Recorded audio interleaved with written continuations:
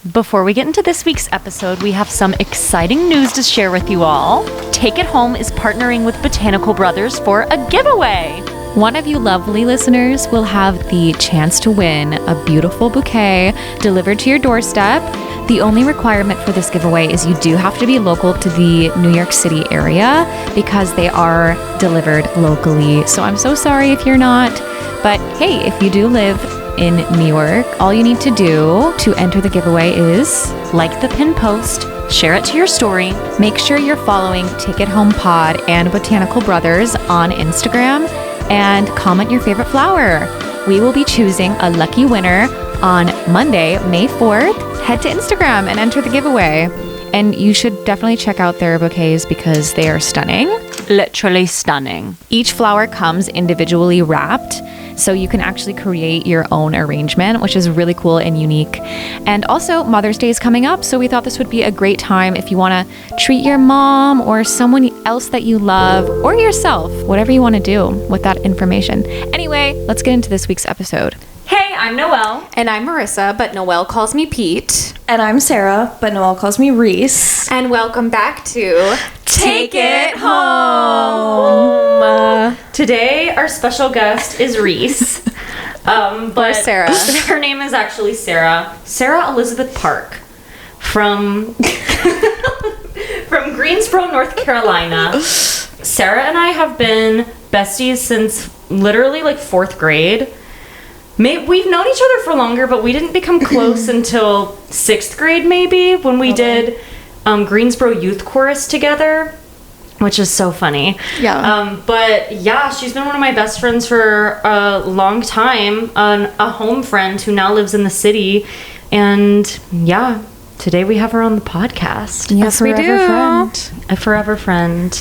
Sarah, who are you? I mean, what a question. Who are you? I'd love to know the answer. We'll find out after this episode. You'll know everything about yourself after this. Perfect. I've been searching my whole life. I think I'm just realizing that you're like the first non-actor that we've had as a podcast guest. Yeah. Oh my god. So I'm usually like, who are you? And like the actors will give their spiel like I'm an actor. I'm an actor, singer, and I do this. Yeah. I'm just a girl. But You're yeah, how do you way feel? more than just a girl. I'm just a girl. I don't know. Like, I don't know how to describe myself. I don't define myself very much by my job, so Yeah, that's it's like very fair. a very insignificant part of my life. I feel like I to think me. your job defines you the least out of like everything else that defines you, because Sarah has more hobbies and extracurriculars. Can you say that when you're out of school? Is that like yeah, still? hell yeah. I don't know. Okay. And just We so make the many rules. things going on outside, always setting some random freaking goals. I don't. And yes, you do. Sarah has a lot going on at all times and is a very high achiever. Wow, that's so sweet. It's True. That's high praise that I don't deserve. Like, tell us some of the things that you do outside of work. What are you passionate about? Oh, good question. I'll tell you about how I spend my time. Please do. How about that? Yeah. I teach yoga, which I guess that's a passion of mine. Yeah, I really love teaching. I am into running right now. She's training for a marathon. This much is true. Which, when this podcast comes out, you might have already run your marathon. What day is their marathon? May 3rd. No, it's going to be the week before. Oh my gosh, everybody wish Sarah luck. Wish her luck. Thank you. In the comments. Comment below. What if we get like 1 million comments being like, wow, Well, good luck, Sarah. Well, now you're running 2 marathons this year. That's true. That's crazy. Sarah got accepted into the New York Marathon, which And is when is that insane. one? That one's in November My goodness. 1st. So do you have to like retrain? Like, how does that work? Yeah, basically. Well, so my training block right now for this marathon is 16 weeks, so like 4 months. And then I'll probably take like May and June and part of July to like, I'll keep running. Like, I'll probably still run at least like, 10, 12 miles on Saturday and like keep like 30 miles a week or something. Same. Loosely.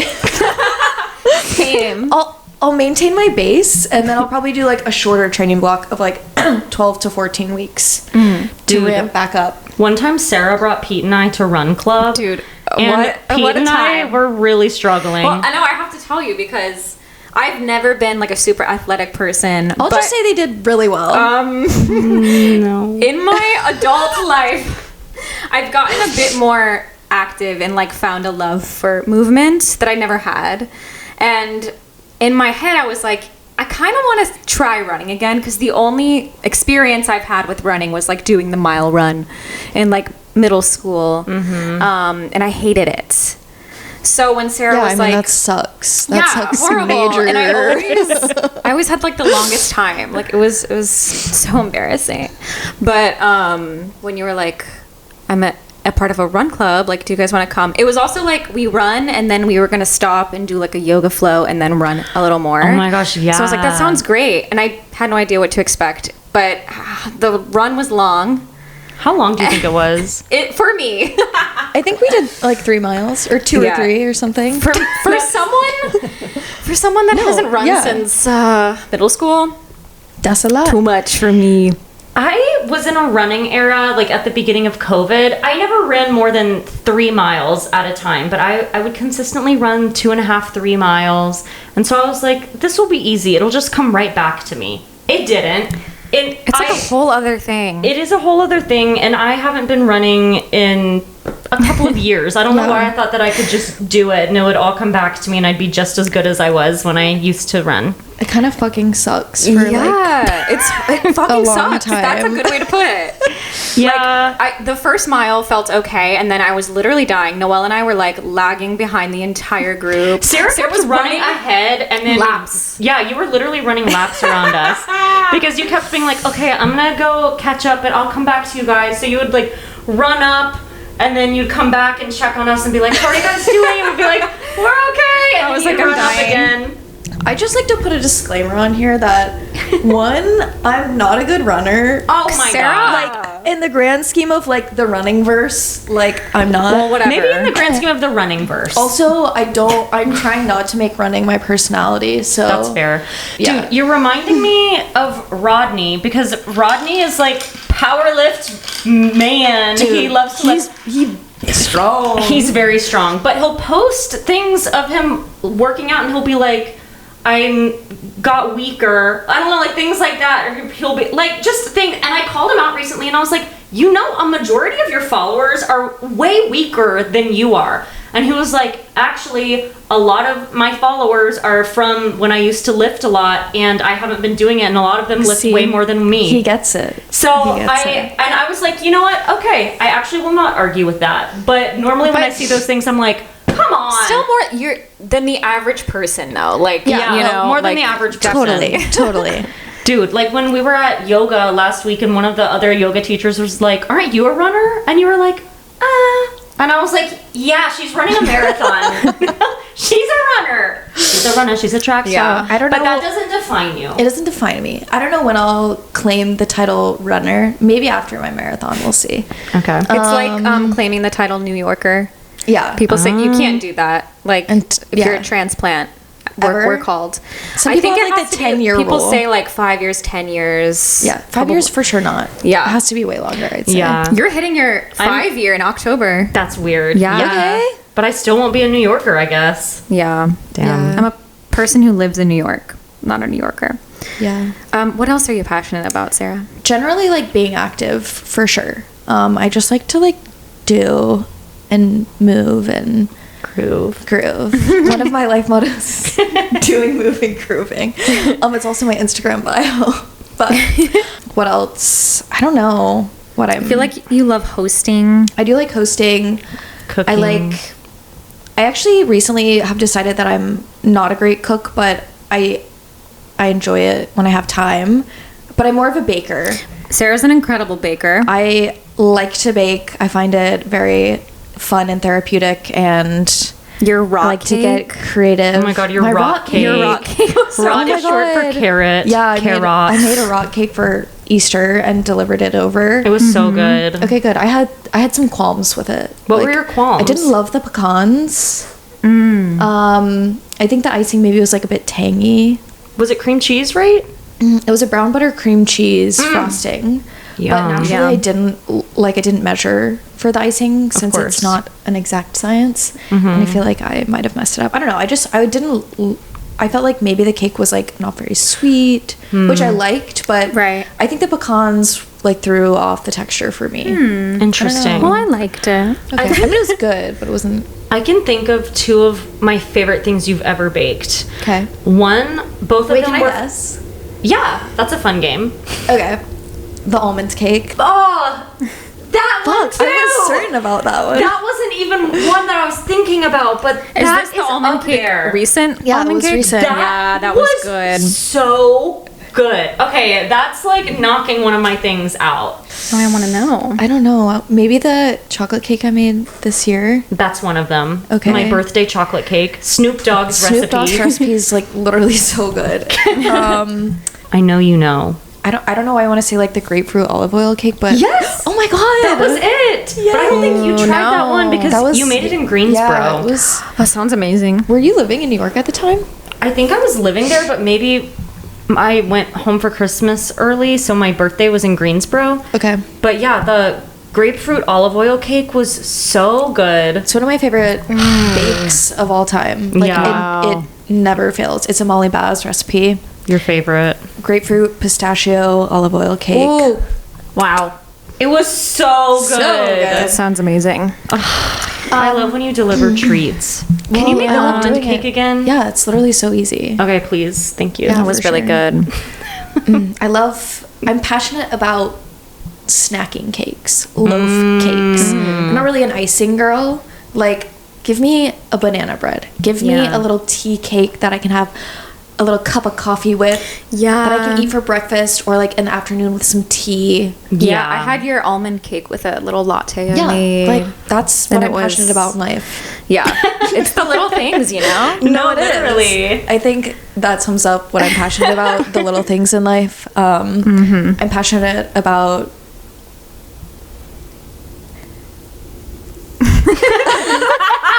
That was like, wait, that's gonna be a fun clip.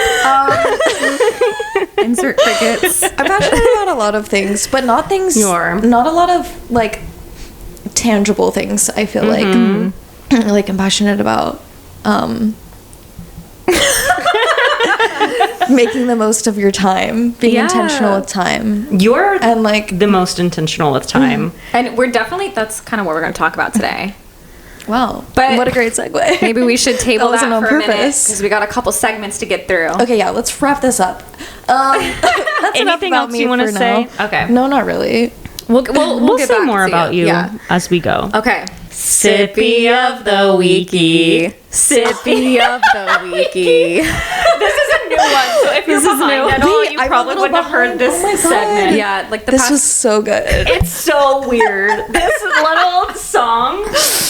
Sippy of the weeky. Sippy of the weeky. Yeah, so that's our new theme song for our Yeah. sip of the week. Perfect. Kind of a weird one, but that's okay. No Wait, notes. Reese, you brought the ingredients. I did. So tell us what we're drinking this evening. This was fun for me. I'm not really like a bevy making girl. She's gorge. I wanted to do something light and refreshing and springy and hydrating because it was summertime in New York this week. So Yes, it it's was a- very hot. This is a Sarah original that I pulled some inspiration from some other recipes. It's pineapple, watermelon, Electro-lixir. With mint. That's what we're gonna call it.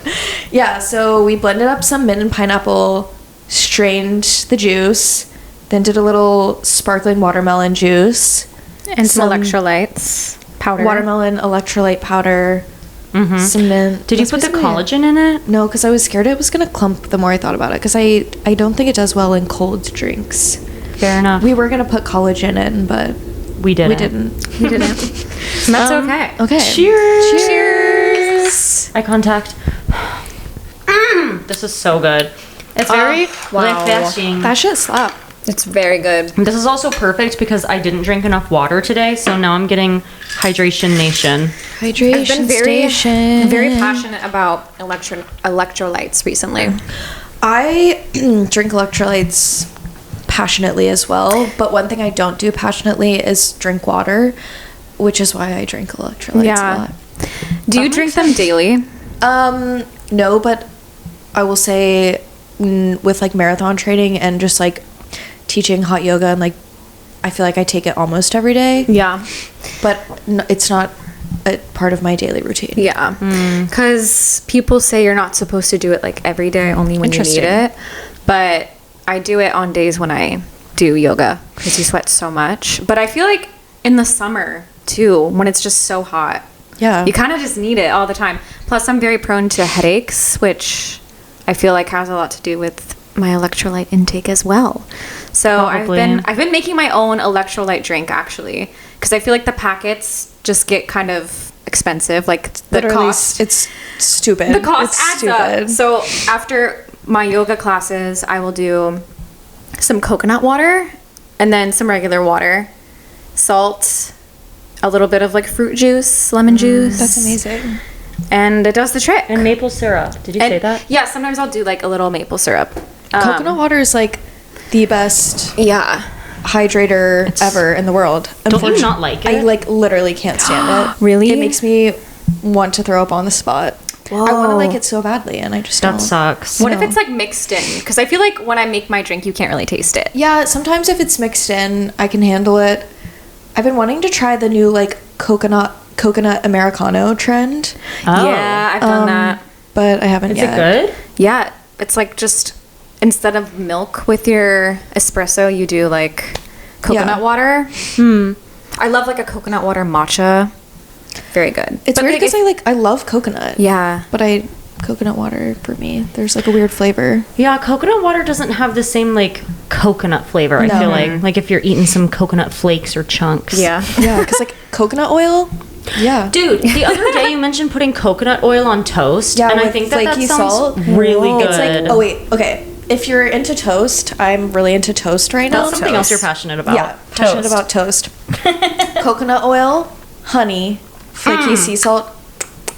Wow. I need to try that. It's literally so good. I would have never no thought. reason. I would have never thought to do that. Yeah, try it I'm out. gonna try that. Report like, back really soon, honestly. Literally like maybe tomorrow morning. Yeah. Okay. That sounds so good. Tomorrow. A lot of electrolytes, one, have bullshit in them, and two, like they can really fuck with people's stomachs. They fuck with my stomach. It depends. Like I feel like this will be fine. Like because we didn't even put a full. No, I only put a little in there. One in. But there are some times when I'll have electrolytes. Maybe when I don't need them. Also, like if I've already when I don't need them and I drink them anyways, they make me feel sick. That makes sense really because electrolytes, I'm pretty sure they're like a balance in your system. So like if you overdo it, you're imbalancing again. Yeah, I was actually listening to a podcast of this ultra runner the other day, and he got like really sick on one of his races, and it was actually because he was like intaking too much because it's salt. So like, he took in too much like salt and electrolytes, and it did the opposite. Yeah. Do you remember that morning you woke up and you were really scary and I had to get you electrolytes? I do. Sarah woke up. It was a group of people. This was before I moved to New York, I think. This was COVID. Like we were still all living in North Carolina. We went to Asheville and Sarah woke me up in the morning. You were like, you said... What did I say? You came up to me and you said, Noelle. And you were shaking and you said, something's wrong with me. Scary, and so I had to get you electrolytes. Like, were you hungover? Soothing you. AF. We drank the night before, but maybe that's what it was. I think I like didn't eat and I drank. And there you go, That'll people. do it. That'll do it. And that's on being like 22. Yeah, that is on being 22.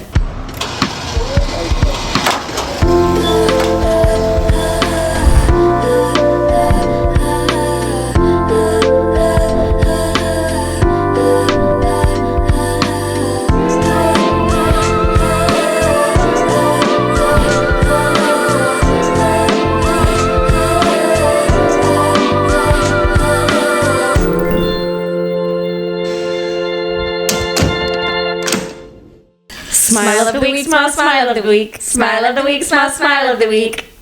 That was Did you so know good. that one? I knew that one. Okay, course. good. Like the back of my hand. Okay, good.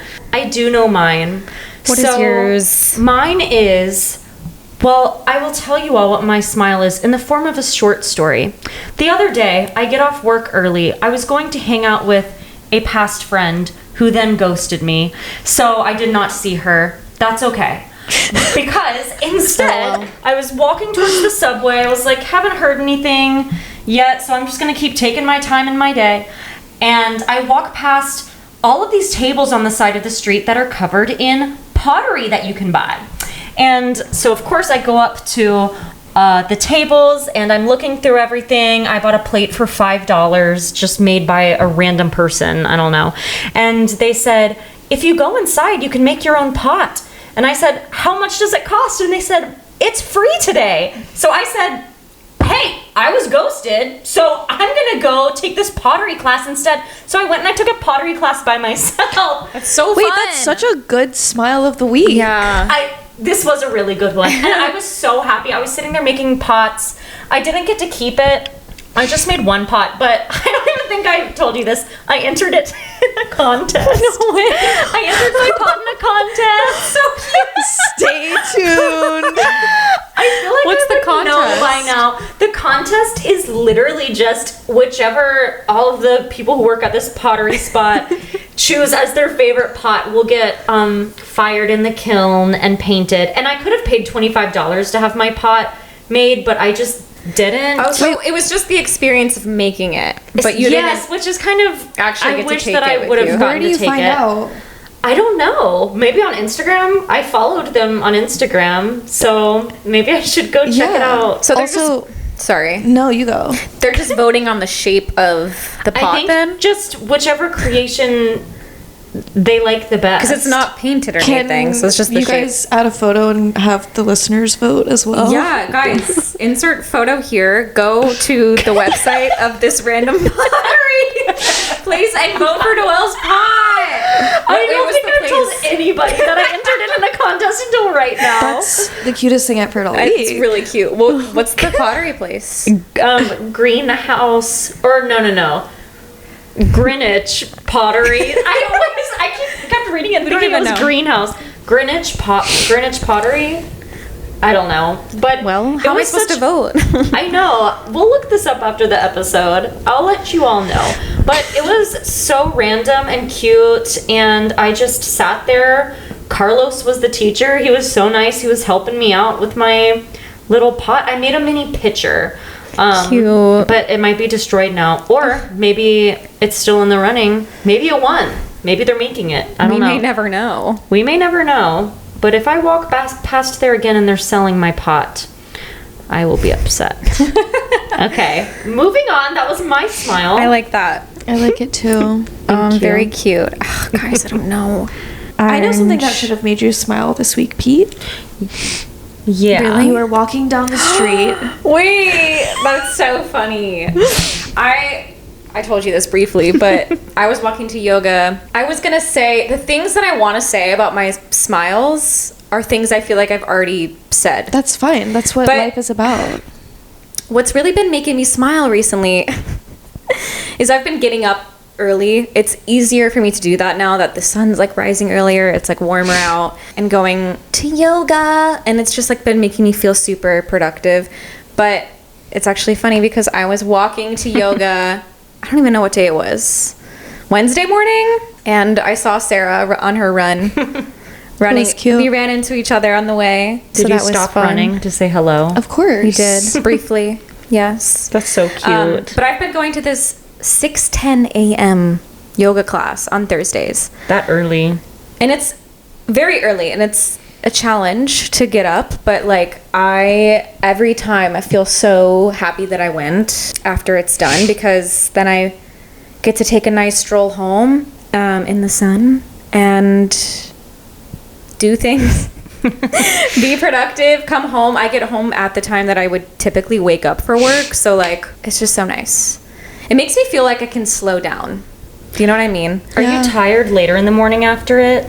Not really, because then I feel energized, and then I have my coffee, which helps me. And I was worried because Thursdays are actually like my long days. Oh. Because I have I work both of my jobs that day and like have a bit of a later night. So I was like, I don't know if I can do like a 6 a.m. yoga class and then go to this job and then go to this job and then come home. But like, I have not felt bad at all. I've felt the opposite.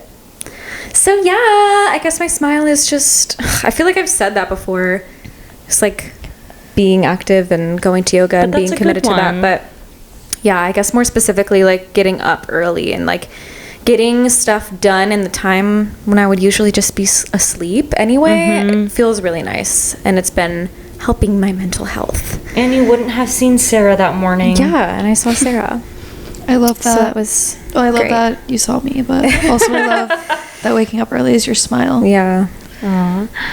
Reese, What's your Oh my smile? god. Do you know? I wish I had brought my little gratitude journal so I could look back and see what made me smile this week. I'm gonna go with this week I had really good yoga classes. Yay. Like sometimes you just teach a class and you're like, oh my god, that hit, like everything was good. And it just like feels, it's like a high, like it feels just so good. So I had a really good class on Tuesday, and then it was 5:15 on Wednesday, and AM. No, this is PM. and the owner of my studio texted me frantically, and like the group chat's going off like crazy. They like desperately need someone to teach a strength class at 6 p.m., which in my past life I used to teach a strength class, but I don't now, and I haven't in a really long time, and this format is very different than what I taught.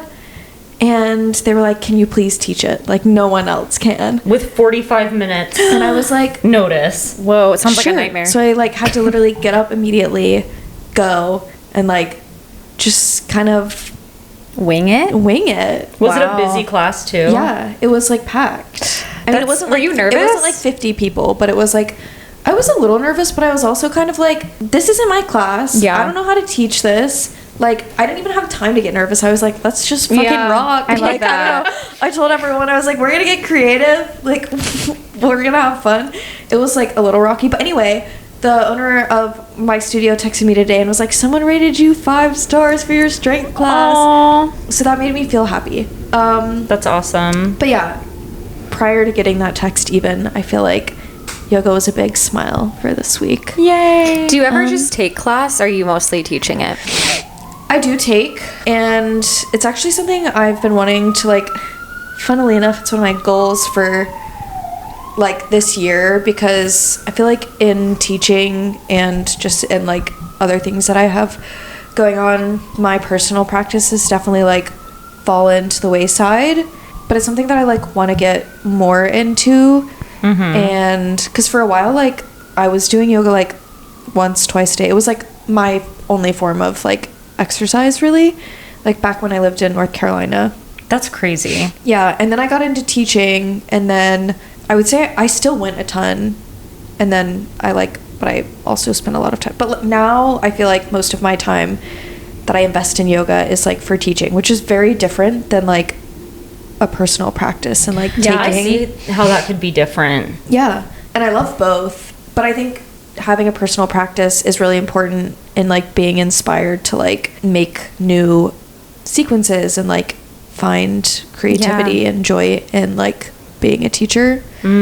So yeah, I'm trying to like go to some different studios and try different teachers and like also just like flow on my own like when I have free time, because I used to love just like trying hard poses and like learning how to do different inversions, and I like don't do that anymore. Aren't you working on a headstand now or something? I'm working on a forearm stand kind of, and also I really want a handstand, but because you can do a don't headstand. That's what you dedicate can do, yeah, right? I can do a headstand. They're pretty, like, I think most people could probably do them if they really tried. Yeah. When did you get your yoga teacher certification? 2021, I think. Okay. It was like a really good time to do it. 'cause Yeah, like it was COVID-ish yeah, time. COVID-ish. The world wasn't open, but it wasn't like complete lockdown. So I didn't feel like I was like missing out on too much. Was it like really intense? I gave up my weekends for like probably 4 months for the most part. I mean, I did do some stuff, but it was like there was something on Friday night, and then there was like Saturday and Sunday, and it's like all very like physically demanding. So like I was not like going out partying. Yeah. Actually, it was like such a transformative time for me, and I would never trade it. It was so good. But yeah, it was like kind of intense, and it's like also kind of nerve-wracking, a lot of it, because like you'll have to like teach in front of the class, and at that time like you're just learning everything. So That's scary. at least for me, like I was definitely like anxious during Yeah. a lot of it, like, oh my god, I'm gonna have to like teach in front of everyone this weekend, and I'm scared. So was it like you were with a group of people who were also getting their certification? Yeah, so we had like one group that like did it together, and that was like That's really my special. YPT group. I made such amazing, like I met such great people, and they became a big part of my community when I was like living in Raleigh, and I still I keep up with remember a lot that. of them. Yeah, Your so fun. Raleigh Yoga Studio, 110 Yoga. if It was your second home. Yeah, shout out 110. I love that place with my whole heart. It's an amazing yoga studio, and there's lots of amazing people that go there and teach there. Christina. Christina Max.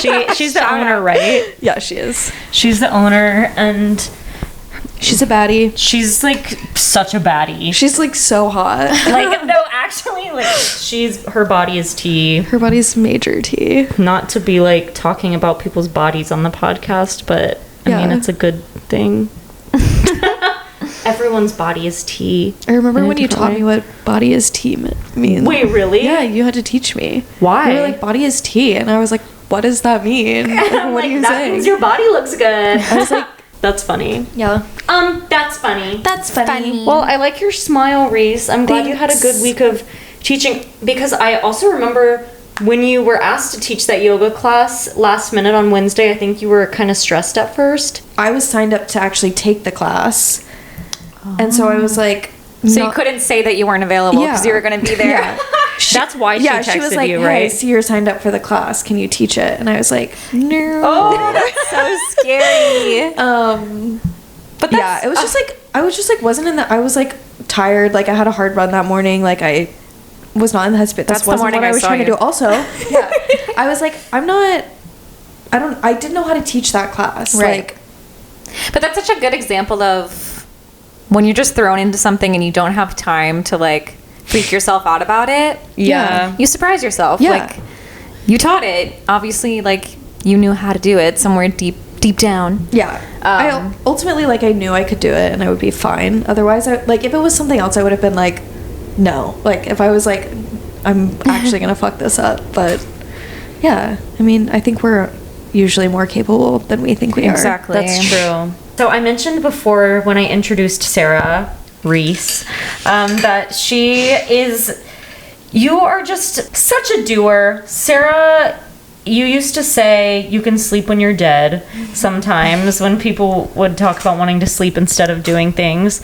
Sarah does so much. Your life, you just love to fill your life with things. You don't like wasting time, and you really live life to the fullest in so many ways, and in every way too. Like, of course, we've had our fun nights of partying and being silly, but I think a lot of people nowadays would think that that's living life to the fullest, just going out every weekend until 4 a.m. and getting drunk.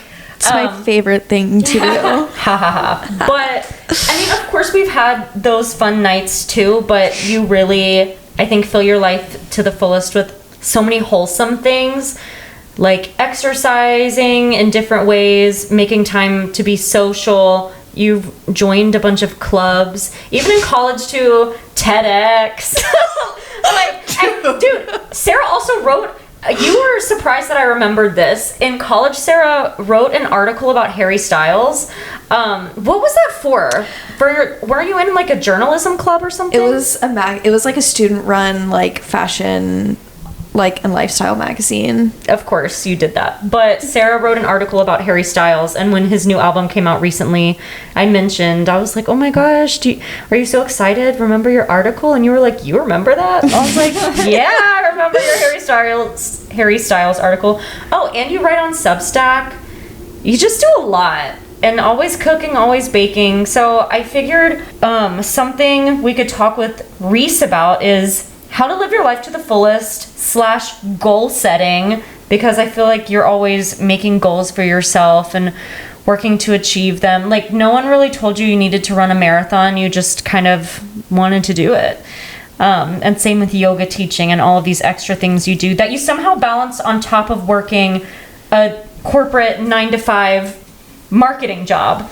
And a lot of people would be too exhausted to do all of these things before and after work. I could cry because it was just like so sweet. It's all very true. I've always admired that about Reese. It is inspiring. It is. I think about you sometimes and I'm like, Sarah would get up and go to this class. So I gotta get up and go to this class. That's actually so funny. That's when you wake hilarious. up on I'm not even Thursday kidding. morning. I'm not kidding. But I guess like we can start off, I'll ask a question. How, and this is kind of maybe a vague question, but like, how do you think you approach balancing all the different things? I believe that something I say a lot is there's always time if you make it. So I think that's my approach. You have to figure out like what your priorities are and like what you want to make time for. And if you want to do something badly enough, then like you will figure out how to do it. And I think like ultimately that's just like the root of balance and like what are you willing to give up in order to make time for the things that like you think are important. Yeah. I think that's like Yeah. a simple answer, I guess. Do you feel like there are things that you've had to give up in order to like prioritize other things? Oh, 100%. What I are think those it's, giving like, I mean, like an easy, quick answer that comes to mind is just like partying a lot or like, you know, staying up late. I have to live a very structured life and like, I guess like to some degree, like giving up some level of like spontaneity or, you know, like last night, for example, I like grabbed drinks with some coworkers and like I wasn't actually drinking. I was like drinking non-alcoholic drinks and like hanging out, and they were like both just gonna have one drink, and then like they had one drink and they were like, oh, let's get more. It's and then always like one thing how led it to goes. another, and like they ended up having like a whole night. Yeah. And that's so fun, and there's definitely a time in life for that, but like I chose to like not actually drink and to go home at 8 because like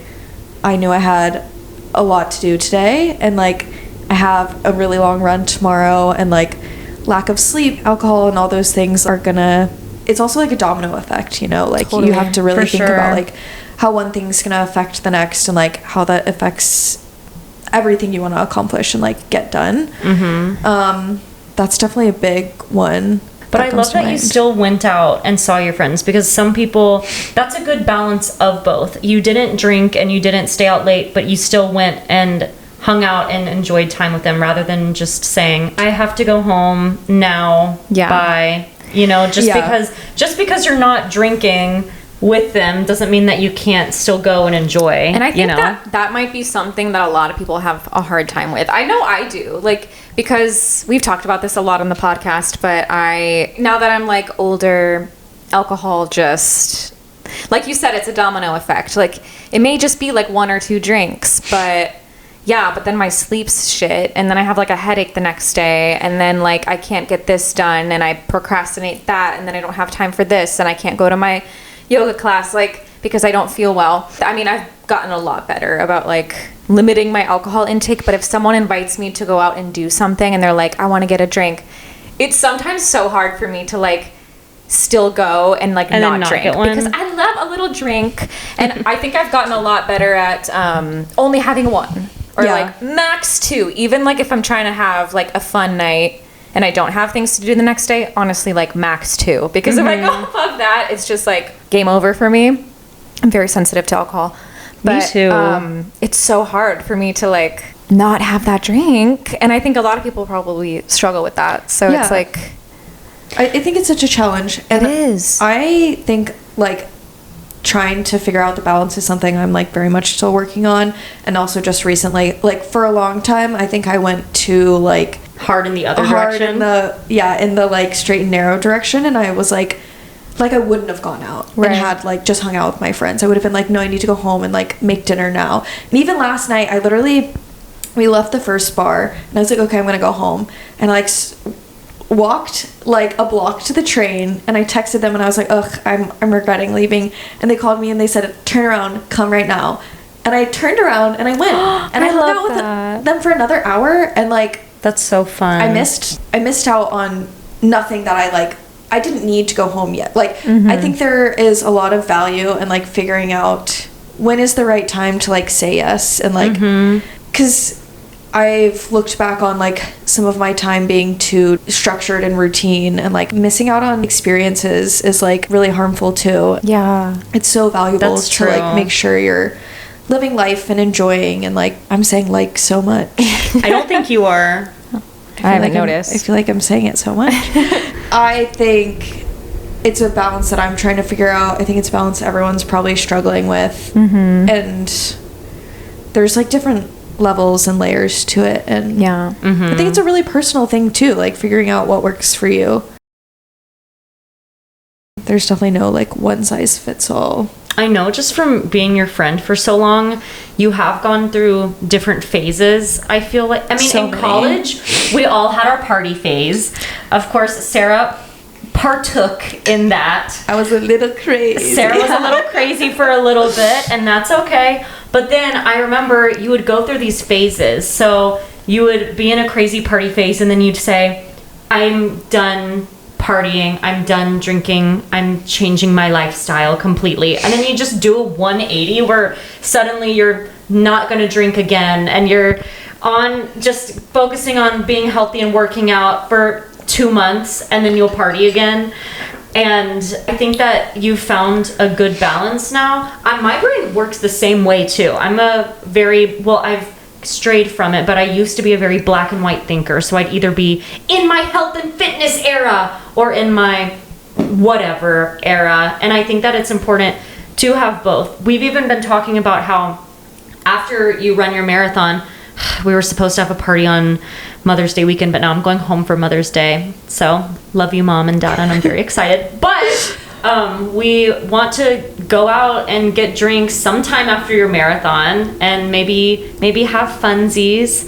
So you are good at celebrating things afterward now, and knowing when is a good time for you to let loose and have fun versus when isn't. Yeah, if that makes sense. I think like when someone feels the need to like go to such extremes like that, like I was always like all or nothing, like I feel like that's an indication that like you're not living sustainably in whatever way that like you're trying to like go extreme. I would say theoretically, if it's something that's sustainable and like balanced, then you don't feel this pull to like completely do a 180. And like Totally. I think that's just showing that like something needs to change, or like however you're living, like it's not serving you in a way that like because you feel like you need to like completely stop. Right. And I also think part of that for me comes from like I'm a bit neurotic and like a control freak, and so it is hard for me to figure out that like gray area exists and we can live within that instead of like all black and white. Because I still struggle with being like, oh my god, one drink is gonna like fuck my life up. Right. But then, one thing that you do, and I know this because I've been the same way a lot too, is you pick and choose when is the time to party. So it's either no drinks at all, not even one, I will not have a single drink, or, okay, we're planning this night in advance and we're going to get drunk and take shots and stay out until 5 in the morning. But for some reason that has to be planned in advance. And you can't go and have just like 1 or 2 drinks in between. Yeah. It's kind of all or nothing. It's like, I'm going to spend all of my time being absolutely perfect and then have this one night where it's the exact opposite. But you can incorporate both into your life through different times.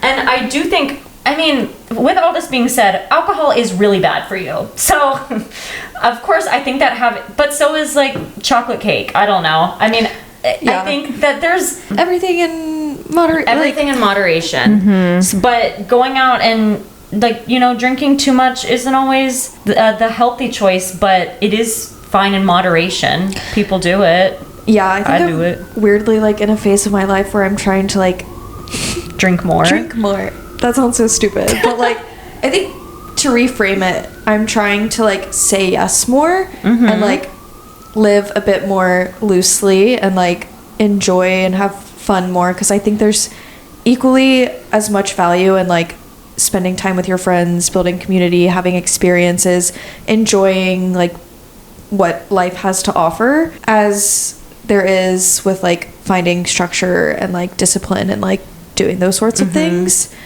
But I don't think you find much reward in doing that if you're not like also enjoying the rest of life. For sure. But yeah, I think I've just spent too much time being too like type A and like not allowing myself to have fun. I feel like that's just how people have to figure it out, you Yeah, know? Because it's like true. usually you're doing something that doesn't work for you, so you want to completely 180 it, and then, you know, it's working for you to some extent, but only for so long until you realize, okay, this is maybe a little too far in the other direction. But I feel like that's what you have to do sometimes, because then you've had both. You know what both can offer you, and then you can like integrate them together and find a balance. I feel like It's true. everything is about balance, and if my 20s have taught me anything, it's literally that. Like I Truly. feel like my whole 20s have been finding a balance. Yeah, I couldn't agree more. how to so live. hard to figure out. It is. I think it takes a long time. Like it's definitely a journey. And I think we all go through phases too. Like, I don't know. Last week we were talking about our road trip we took, and I was like, that seems like another person. Like back in 2020, right out of college. Like I just feel like my priorities were in a different place because I was younger, you know, I was learning. That's a good thing. Yeah, it It'd is be a good concerning thing. if like If they were still in the same place, yeah. Yeah, and so I think that as we grow and learn too, we have to give ourselves the permission to like shift our priorities. You know what's funny is I feel like I have had party phases before too, as we all have. For some reason, my mom thinks that I'm some crazy partier still. And I don't really know why, because I think it's because I used to be, but I really don't go out that much anymore. And No. I think that, like, I don't, it's just so random, but my priorities have really shifted, I think, in the past year, where now I've always been a very career focused girl, as you both know, but I think in the past year I've really been like, I'm really locking in to this and don't really want to spend all my money going out, not really interested in, I don't know, I guess really just going out as much. And Yeah. Well, I truly started to not have fun because I feel like this is the way that I try to find balance in like social time, going out, drinking, whatever. Like it's not fun for me to just go out anymore and drink for the sake of going out and drinking and like standing there not being able to like hear anyone. I like going out and drinking if I can like have quality time like with the people I'm with and actually talk and actually like that's fun. And of course I love like dancing every now and then too, but like I think so much of my time going out in my like earlier 20s was spent just like, okay, here we are at this bar and it's like, why are we here? And it's, you know, loud and it's not fun and I'm standing and my feet hurt. and you're drinking a disgusting And I'm drink. drinking some like Yeah. disgusting gin and tonic that's like way too strong. Vodka and soda. way too expensive for what it And is, way probably. too expensive for what it is. So it's like, no, I would like to like sit somewhere where I can actually converse and get a drink that actually yummy tastes one. good. Yeah. That I'm still spending a lot of money on, but at least it's worth it, you know? Exactly. So I think it's just shifting the way that you go out. Because like you were saying, it being like equally as important to like go out and say yes to things, but it just has to be the right things. Yeah. Because that's important too. It's as important as sleep or exercise and whatever. We need human connection. Yeah. I will say, opposite of what I've been saying, a couple weeks ago I did go to an Elon alumni event and randomly got really drunk and stayed out late with some friends that I never see. But randomly, I kind of didn't really even want to go because this was a moment when I was like, I need to say yes to this thing for some reason, even though I don't really feel like it, because it was all these people I haven't seen in a long time. I wasn't even planning on drinking at all, actually, but I got there and then there were Elon themed cocktails and I was like, you know what, I'll have a drink. And then I ended up staying out really late and had such a fun night catching up with people I haven't seen in years for some people. And that's one night that I am glad I said yes to and randomly had this fun night out. But it's also fun because I don't really do that anymore. So this was the first night out I had maybe in a month or two or something. And that was a time I was glad that I said yes and went with the flow and had fun. But I also stopped myself after a point. I got drunk, but I didn't we got to a point in the night where everybody was taking shots and wanting to stay out even later, and I was like, and this is my time to go because I don't want to be hungover tomorrow and stay out until like 4 a.m. So I left maybe around 1 and knew when to stop myself, and it was a very pleasant evening. So yeah.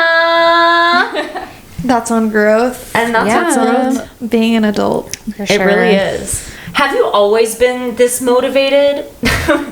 When did this genuinely, I'm curious because I think that you've just been this way my entire friendship with you. Was there ever a time where you weren't as motivated or your parents had to force you to do things because you were like, oh, I don't feel like doing this extracurricular or something? Or have you always really just been a self-motivated gal? That's a good question. I think to a degree, it's kind of hard to know until you are on your own a bit more. Like in high school, I was pretty self-motivated, but I think there's a level of like influence from your parents. For sure. That like there was an expectation set, and also like they got me involved in things, and in some instances, like there was no choice. Like, you know, your parents sign you up for something and you have to do it. I feel like most people probably don't really come in to like real self-motivation or like figuring out how much that is like within them until they're on their own and like an adult. I don't know. I'm saying this like I'm just reflecting on my own experience. I think I was definitely very self-motivated, like always. I loved extracurriculars like in high school. Clubs. What clubs ate that shit up. Girl, how much time do you have? Like that was like, I loved it. I was student body president. I was president of Key Club. I started a school newspaper.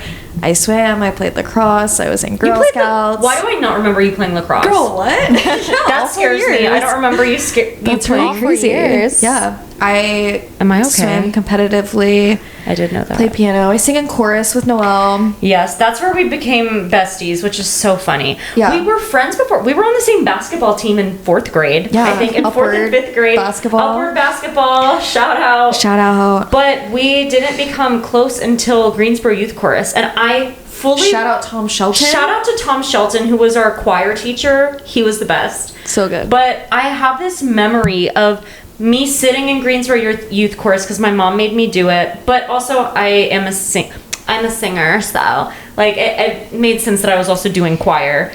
Noelle was like, what the are you doing here? Literally, yeah. Sarah walked in. I had no idea that you sang at all, or that I was just so confused. You walked in and I was like, Sarah Park?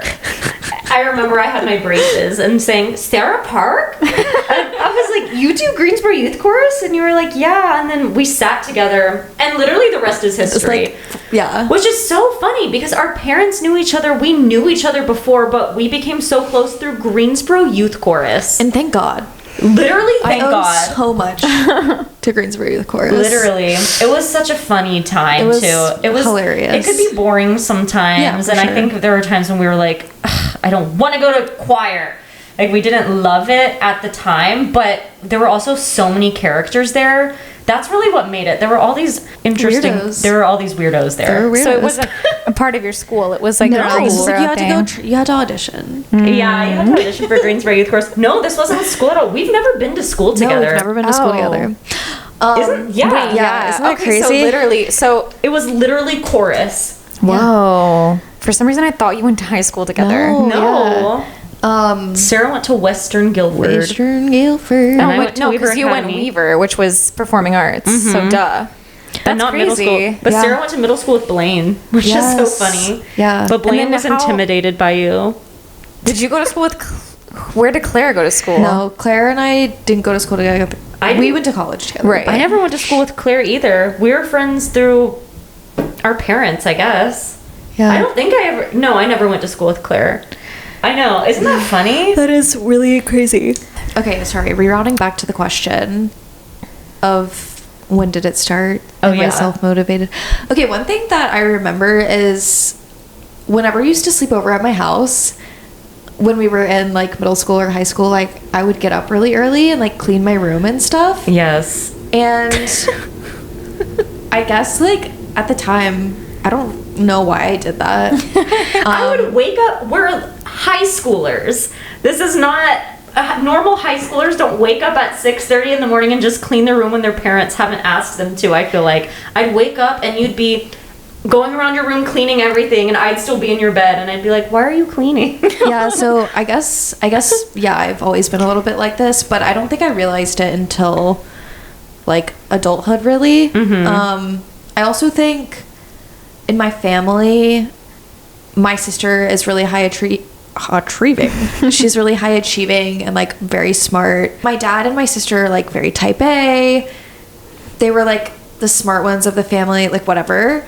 And I think my role and assignment in the family was not such. And so I don't think I viewed myself as really like, as like, That's so funny. yeah, as like type A or like as like go-getter put together as maybe I do now. Because I definitely think I'm pretty like, I'm a Virgo. I'm quite a control freak. Very type A. I don't think I like identified with those things until maybe a little later in life when I was like more on my own. Well, did your sister have a lot of extracurriculars? For sure. Oh, because I was gonna say she's a dermatologist. She's a And genius. went through a lot of med school and has known since we've been friends. So probably since she was in 8th, since I've known her, she's always wanted said to be a doctor. she wanted to be a doctor. Yeah. And then she actually grew up and did it. Yeah. Which, you know, some people say that when I they're just think little. it was like the family dynamics. Like I didn't view myself as like, everyone was always like, you're really indecisive and you're like, not in like a bad way. But yeah, I think I didn't view myself in that way. But I also think I was always like striving to like live up to a quite high standard and to like follow in my sister's footsteps, which was probably a blessing because made me work hard and be who I am today. Yeah.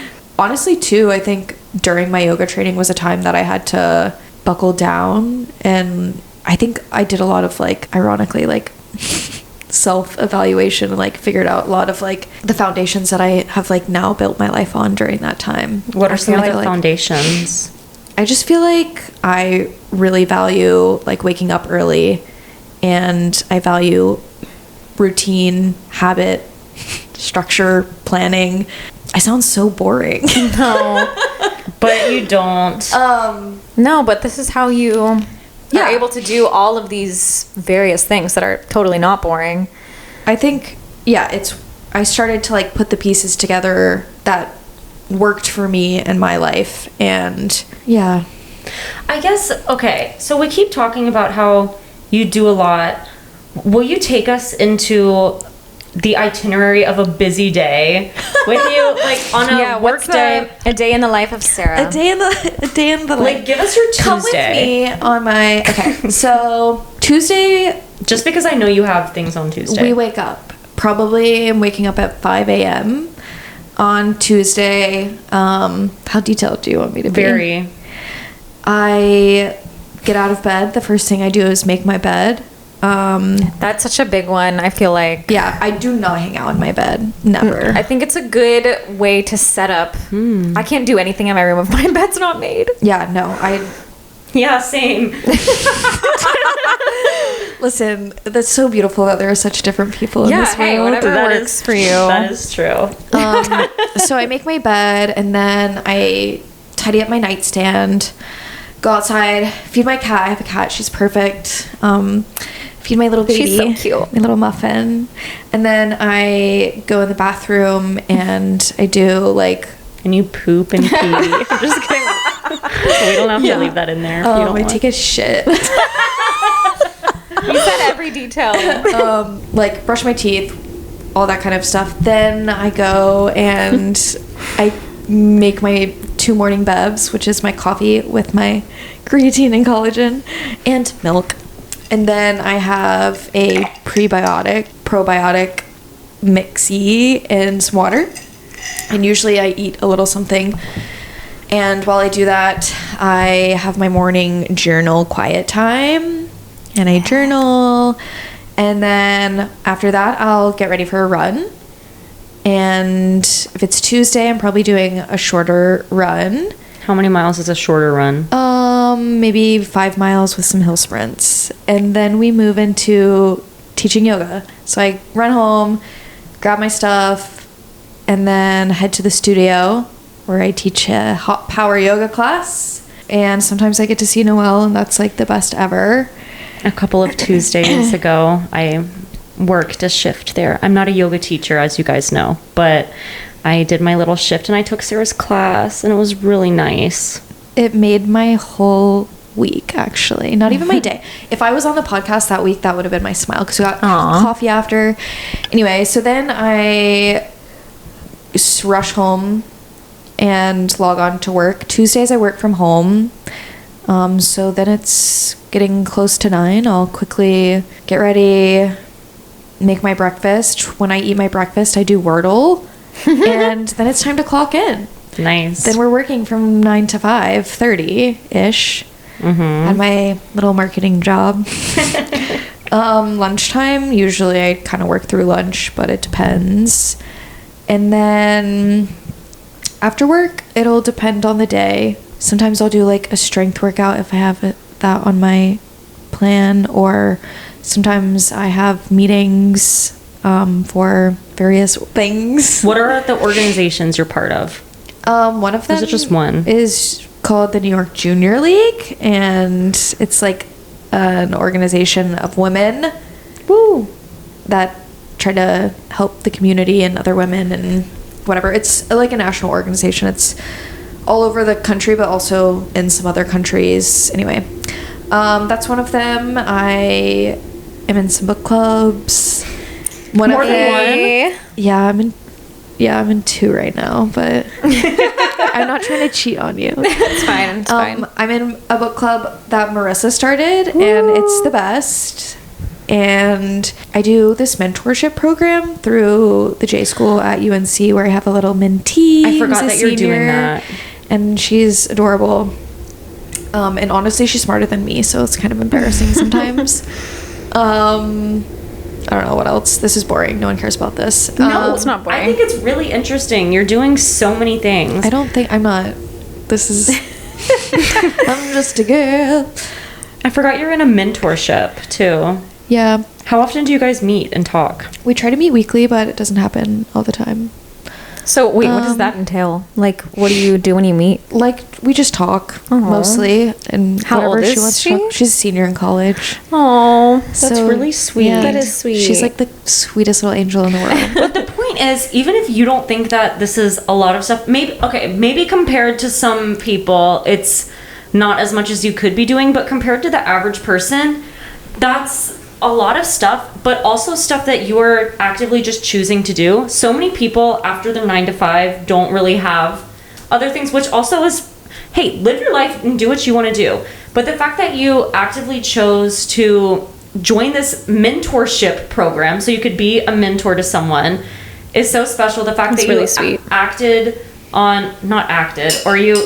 you actively chose to join Junior League and got your yoga teaching certification and became a yoga teacher, and then moved to New York City and trialed different yoga studios, and then you found this one, and now you're actively choosing to add all of these things into your life that the average person would not just think to do. Because when you think maybe more people add working out into their lives, people have their workout classes they want to go to and whatnot, but especially the mentorship, I think that that's something really special. You just chose to do that.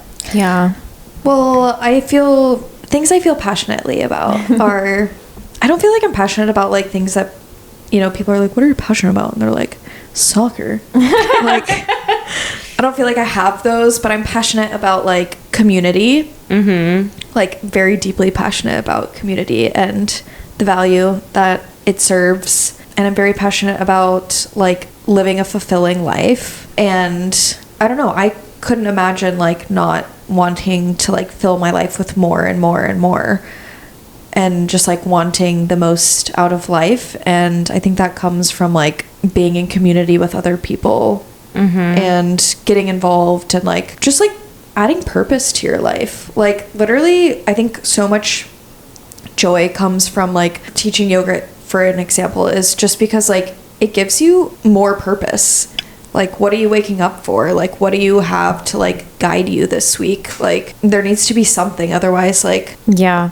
if you don't have anything going on, then like of course you're not excited to get out of bed. Right. I like cannot wait to wake up. When I go to sleep, I'm like, can't wait to wake up in the morning. That's like that's like the I goal. want to be awake. Yeah. You know, I don't like sleeping. I mean, I like sleeping, but like I will say you're also lucky because you are very neurotypical too, and you don't deal with, I mean, of course you've gone through things and dealt with anxiety and depression at times, but you're not someone who struggles with that when you're not in a life circumstance that gives that to you. yeah, I don't like battle mental illness on a daily basis, so like I'm very lucky And in that. that's lucky yeah, for sure. and good. And that also, I feel like, is so helpful to you to be able to do all of these things, that you are so excited to live your life, and that's amazing. Not Yeah. everyone can say that. It takes a lot of work though too, like to Yeah. build a life that you are excited about. For sure. I think, you know, it doesn't like, you don't just wake up one day and you're like, Yeah. my life is perfect and I didn't do anything to get here. It's definitely work. My life isn't perfect at all. So circling back to what you were saying about in the Get very us back on beginning, track. your job being kind of like the least interesting Oh, thing yeah. about you. This is like such a very interesting, maybe not the average way to approach life, because I was having an existential crisis this past week thinking, wait, I just spent 9 hours in a room doing what? And not that I don't love my jobs and I'm not grateful for them, but like then I was spiraling like, okay, so I just have to work every day forever, and then what's the point of life? And obviously it's nuanced when you're like an artist and trying to work towards something else while you're doing these other things. But I feel like I've realized the way to kind of reclaim my life outside of my jobs is to fill it with other things. Like waking up earlier and going to yoga before my shift.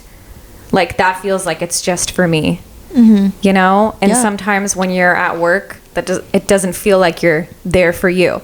If someone has a job that is like their career that they're passionate about, that's like amazing. But I think like we're in a time when people identify with their job and make it their entire life.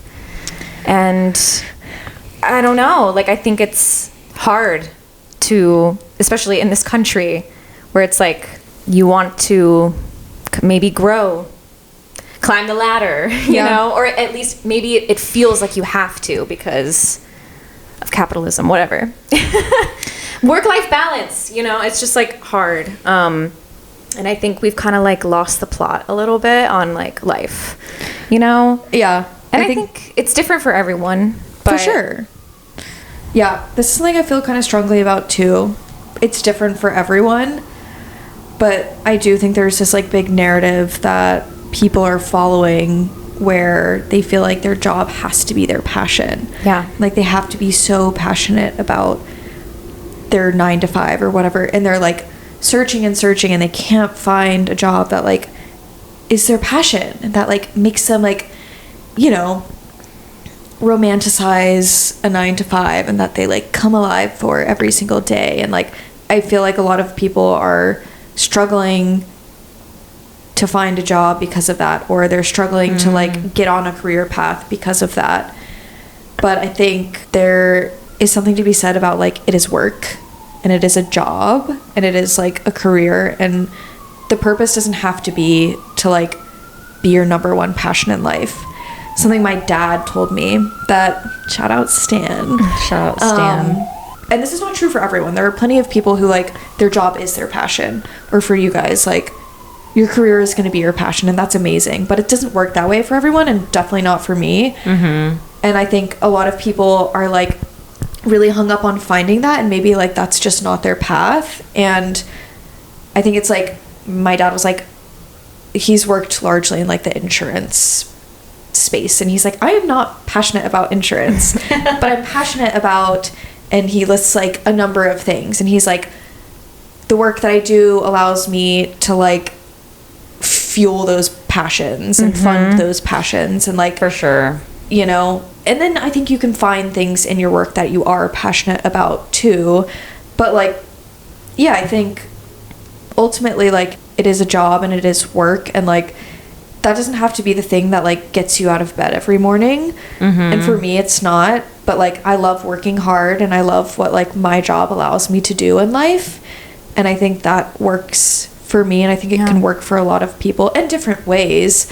But yeah, I feel like we're really losing, or you know, on the other hand, like some people are just chasing like money and success, and like there's a lot in life that can bring you fulfillment and passion and joy, and I think it's never going to be one thing, which is why it's important to like get involved and do different things and build a really full life, and your job is only a small portion of that, ideally.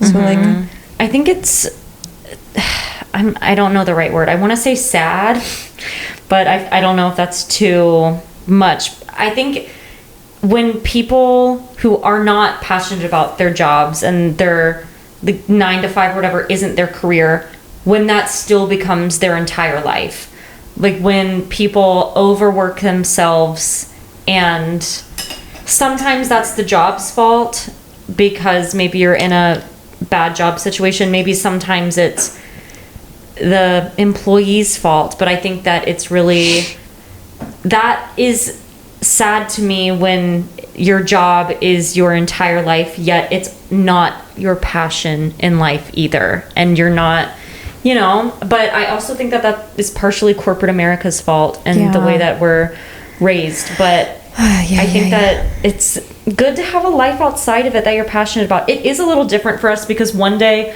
when our careers are what are making us money, then maybe we'll work overtime sometimes and stuff, but maybe it won't feel like work, you know? Exactly. Or that's the goal, at least. But like something that I heard a couple years ago that totally changed my perspective when I was kind of struggling with, I guess, my perspective of my jobs. Like I felt like I wasn't getting any closer to anything I wanted in life, and I felt very stagnant. And I think it was Elizabeth Gilbert, the woman who wrote Eat, Pray, Love. She went on some podcast and was talking about how there are 3 things that we tend to like blend together, but we really need to keep them separate. And it's hobbies, career, or hobbies, job, and career. So like your hobbies are just the things that you love to do. They don't necessarily make you money. They just are things for you that fill your time that you love.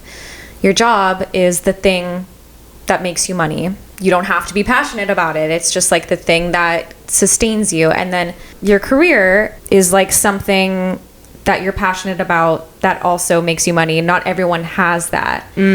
So it helped me a lot to think about it in these different categories. Like you don't need to have all of them. It just really helped me to be like, okay, I'm working these jobs and they make me money, so I can, you know, work towards this career, and then also like sustain my hobbies. And I don't know, that just really helped me. But it's, yeah, I think more people need to fill their lives with the things that bring them joy outside of their job if they don't have that passion within their job. And you're doing that very well, and I think it's inspiring. Or else, because it's your life. Like, you know, we have this one life, and I was like freaking out on the subway home the other day. I was like, I just lost a whole day of my life. Like, you know, literally, if there's one thing that like I get anxious about, it's like we're just losing time. Yeah, like every you second. can't get time back. That's true. Do you ever feel that way about your job or when you have work days, or no, because you fill your time so much? I don't know that I feel that way at work necessarily, because I feel like work feels purposeful and like it's necessary. Like that doesn't feel like a waste of time to me. That's very valid and very fair. I mean, certainly there are some times that I'm like, I wish I could be doing something else. Yeah, naturally. But no, I don't really feel like that with work. But you know that I freak out when I feel like I'm wasting time, and that's like the thing I struggle with most. Probably is like an incessant need to constantly fill my time and feel like every moment is valuable and intentional, or you know, like I have a plan or whatever. So do you ever feel yourself kind of go too far? Oh, yeah. Like, I know we talked about that you've had your phases, but like even in today when you found more balance but you have this need to like fill every moment and make it mean something, do you in your everyday life kind of feel like that is harmful to you in some way ever? Yeah, I definitely think so. And then how do you combat that?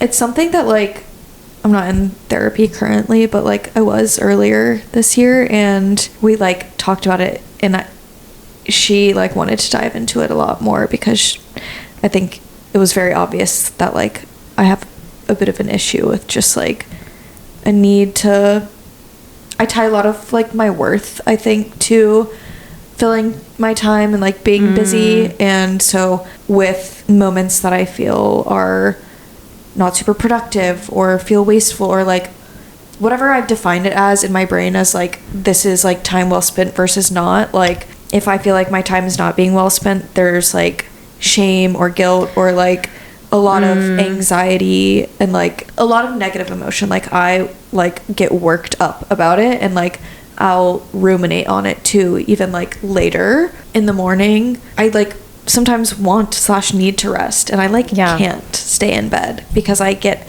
really anxious and I'm wasting time. Like I could be doing something better. Someone else, like, you know, XYZ thing. Like, so definitely I can take it a little too far, which is why I think I'm trying to be more like a little more laid back. Yeah. Resting is good. Resting is good. It's imperative. It is imperative. It's not imperative. just good, it's like actually important. Yeah, I get sleep. Like I value my sleep a lot. Yeah. But that's because it's part of like my structure, and like you're like 8 I see hours. it also as I've attached value to it, and that like I need it to recover. I need it to do all the things I want to do. But I don't know, like combating taking it too far, girl, we're working on it. Yeah. I mean, because sometimes you do need extra sleep. Like, or not even. Sorry, I interrupted you. Keep going. You're fine. Just like sometimes, for example, if you're sick or have an injury or something, your body literally heals through sleep, and obviously eating food and drinking water and stuff. But sometimes you actually do need to sleep longer if you're sick or something, if you really need to recover. Or for mental health too, sometimes. If you've been ruminating a lot during the day or been going through something, sometimes your brain needs extra time to rest. So I know you give yourself the allotted... How many hours do you give yourself to sleep every night? Oh, it kind of just depends, you know. But I mean, I try to get 8 hours every night. Yeah. Sometimes your body might need more. And what were you going to say? Well, I was going to say I have like two different things. But one, not just sleep being important, but like kind of just... rest during the day, like passive time, like time to be bored. I think that's hard to justify these days too, because I'm also kind of a doer and like to be productive. But I find myself, like, this was going to lead me into my next question. Do you ever find yourself, and I'm genuinely curious, like, do you ever get to a point of burnout from doing so much? Or do you feel like you've balanced your life in a way where you don't really feel that? For the most part, I feel pretty balanced. I think there are moments in time where I'll have... Like, there's been a couple moments this week that I've just been like, I can't get everything done. Yeah.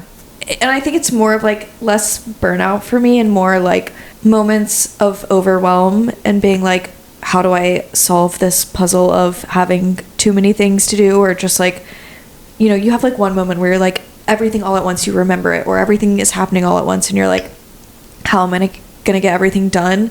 But then like you always figure it out.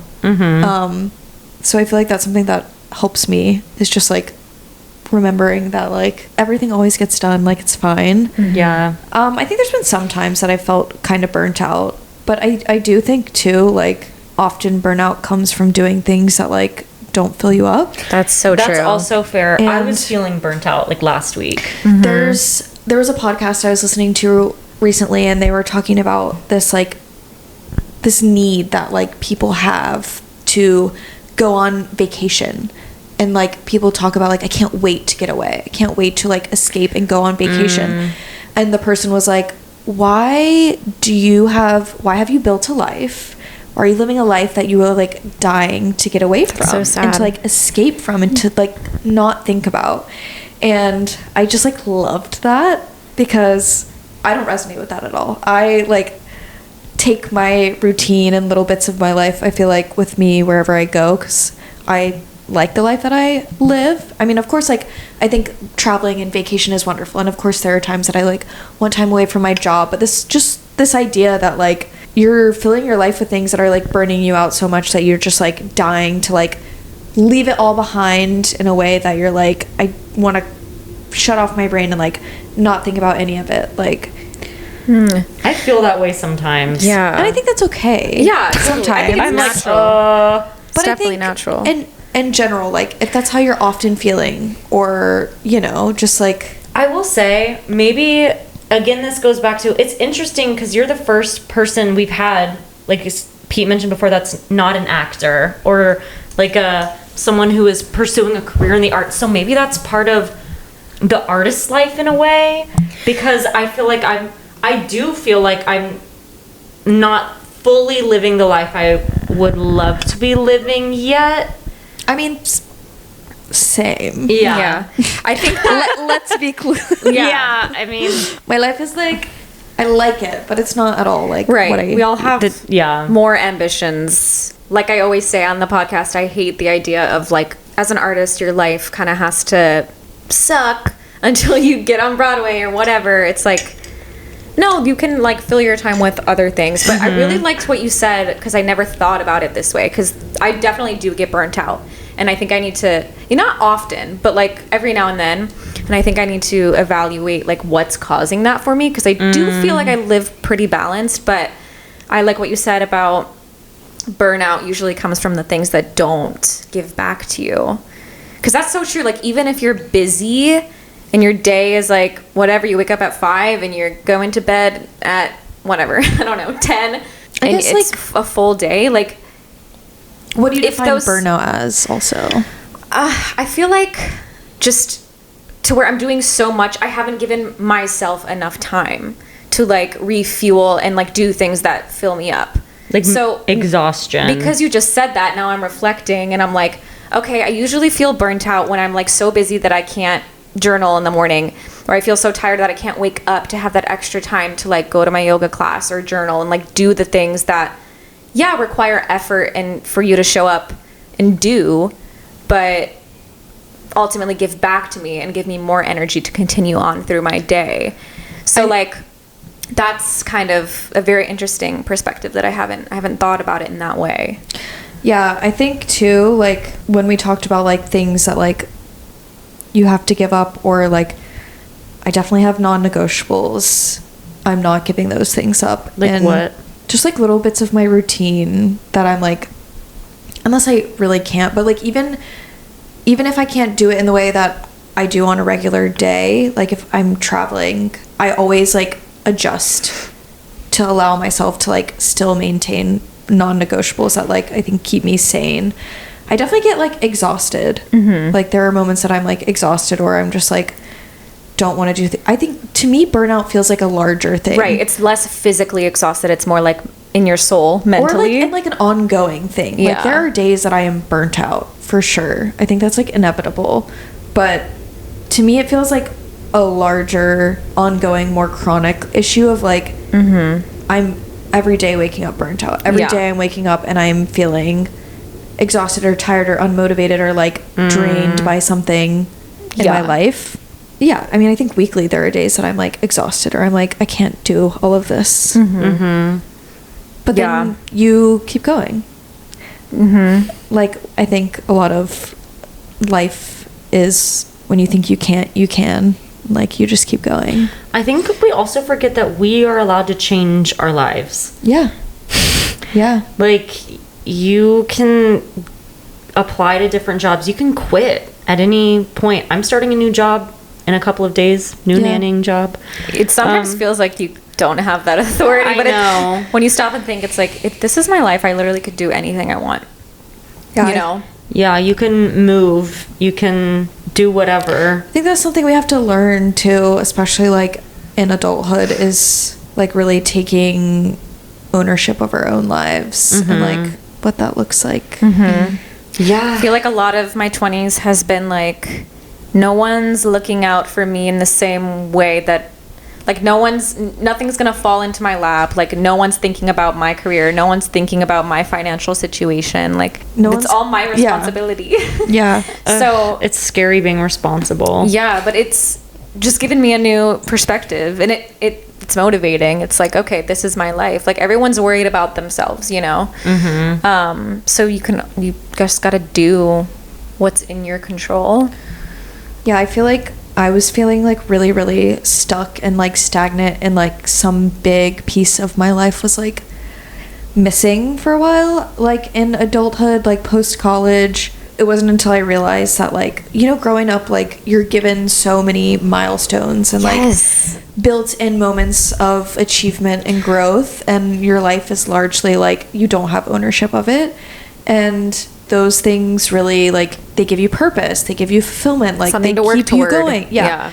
And I think I like realized that like that no longer existed, and That's like so true. I had to like take that into my own hands and create. That's when I started creating goals and like getting hobbies, and I was like searching for a drug, like, you know, this feeling of like achievement and growth and like forward movement that you get from like doing things and setting goals, and we like thrive off of that. Like, we have to have it. And in adulthood, it's like all on us to create it and take ownership of it. Because how do you measure growth as an adult when you don't have those built-in milestones? It's like, We started this podcast. yeah, That's kind of an example of something That's to literally keep such us, an amazing, you guys, hello? and we have to hold ourselves accountable to actually film it and do it. And yeah. Well, we haven't missed a week. You guys of are serious about it. filming, editing, you know, believing. I think it takes a lot of belief too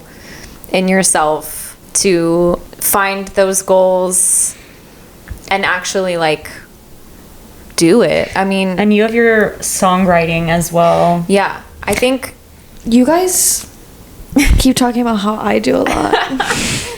But you guys do like an insane amount. We do in a different way. Well, and in the same way. No, Yeah. yeah. I don't know. Like, I guess you we are have- also doers. You're such doers. You have jobs, you have social lives, you do the podcast, you do all of your like auditions, A night of new works. like literally so many different things. And you guys have to juggle a lot of being in different places and doing different things, and I feel like so much more than you get credit for. And like the pod is insane.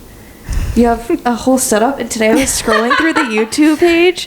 Like, there's so many episodes. You Yeah, I really think like committed, and Yeah. yeah, no, it's Well, thanks, that's like a Reese. major like.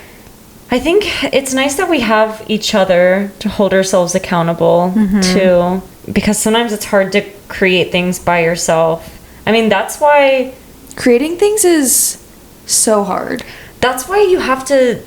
It is really hard because no one's telling you to keep doing it. I mean, I'm And assuming you- that's why you sign up for the marathon, so your name is there. So you're like, okay, I'm running a marathon on this date. But that's different than like, I'm not creating something and running a marathon, you know? Like, I think that's something that you guys do that deserves so much more credit. Like, having to come up with something. I was gonna say, one thing I think people don't do enough of is thinking. Like, literally just like thinking and like sitting with your thoughts and like ideating and like daydreaming. I love daydreaming. I love Sarah loves to daydream. I like love daydreaming. Well, we've talked before because we haven't recently, but we used to go on walks together a lot. And we would say that's where all of our creative juices would always be flowing, because we're not on our phones.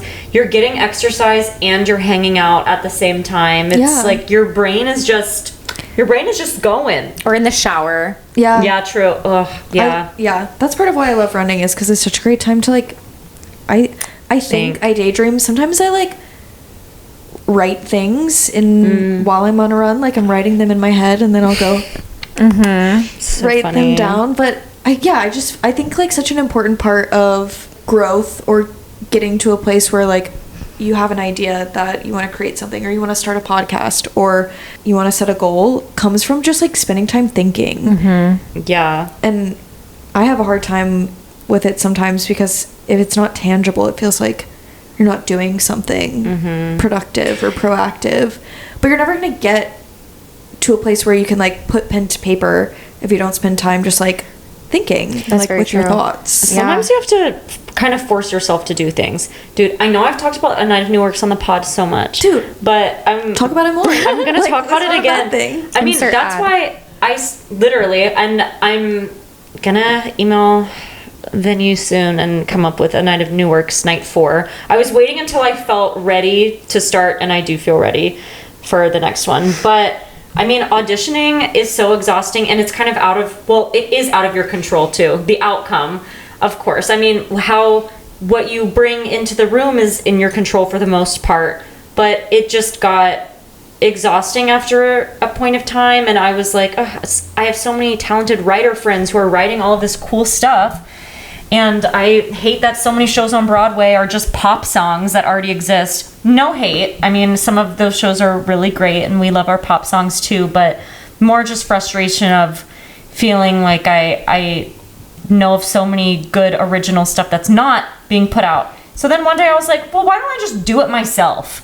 And then I fully just emailed 54 Below and was like, I would like to set a date. And I gave myself maybe 6 months or something for the first one, just so I was like, okay, October 24th this year, I will be producing this show, setting a date and literally working with this bigger name venue in the theater world and being like, okay, well, I can't fuck up now and just like not do the show. Yeah. So yeah, I guess that's my spiel on A Night of New Works. It's really helped me to feel like I have a purpose, because sometimes auditioning life feels like you don't. Yeah, for sure. I think there's a difference between auditioning and I always say Creating. like being the canvas versus being the painter. Like I get a different type of fulfillment when I'm actually creating something versus when I'm going in and being like, hey, look at me, I could be your answer for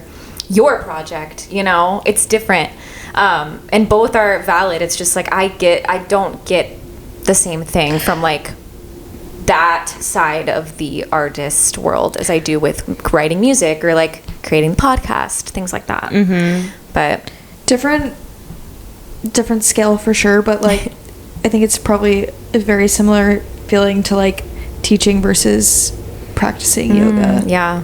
For sure. But like yours on a far greater scale. Well, I was thinking how you said earlier how you were planning to take class the other day and then you ended up having to teach it very last minute.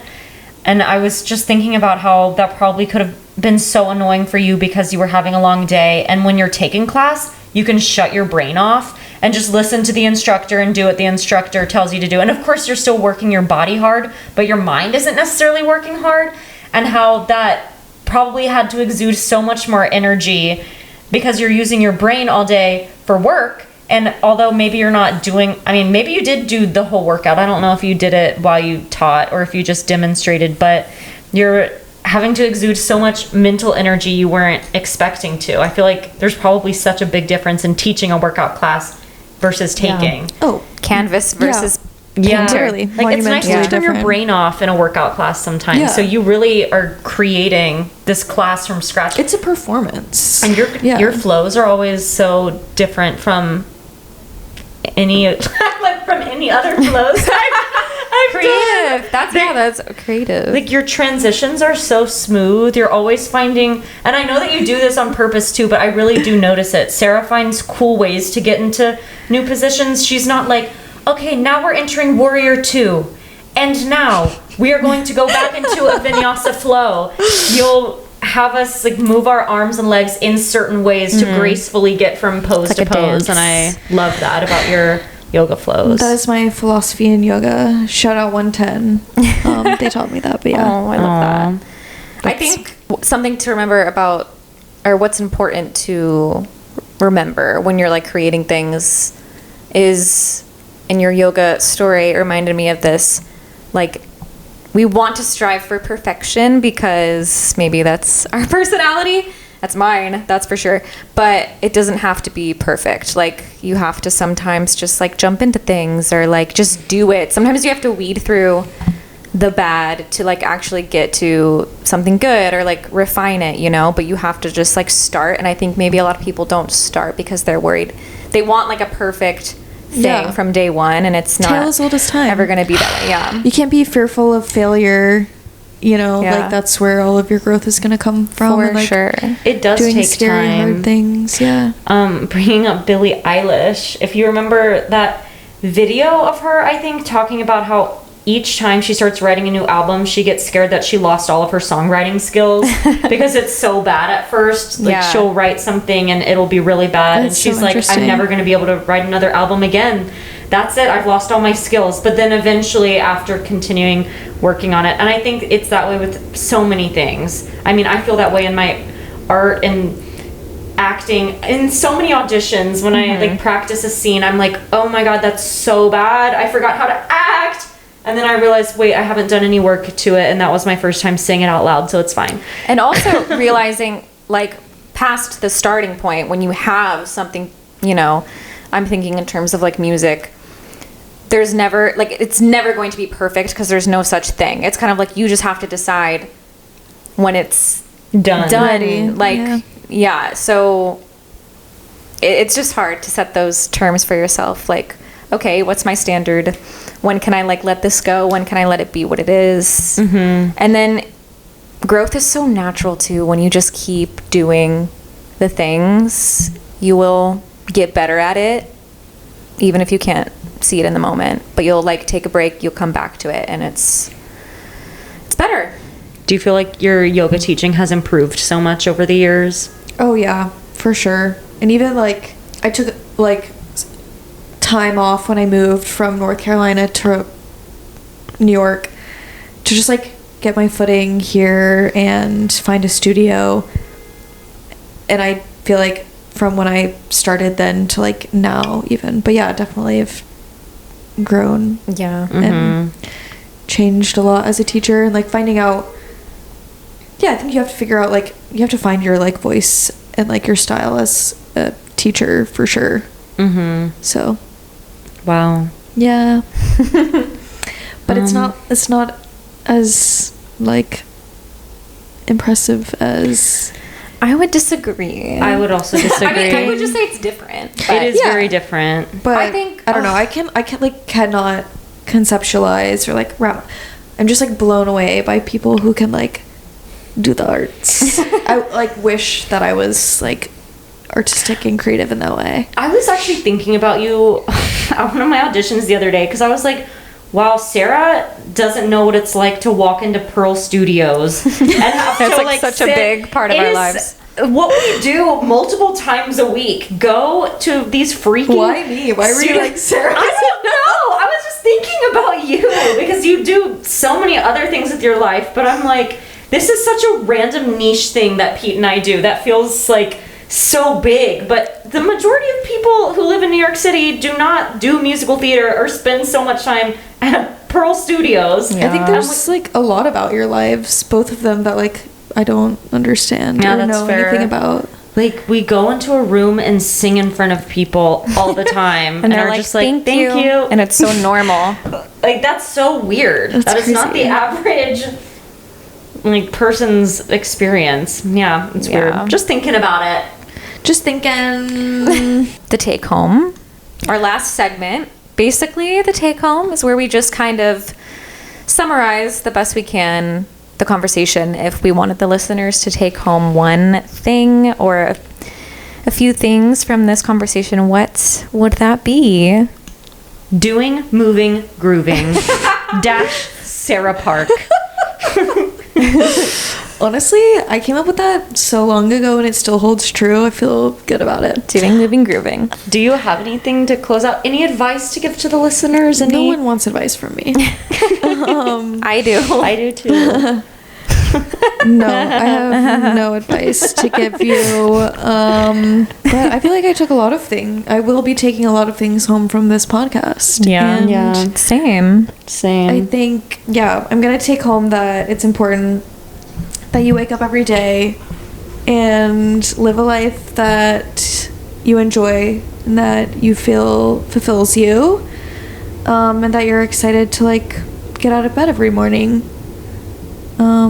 whatever that looks like to you.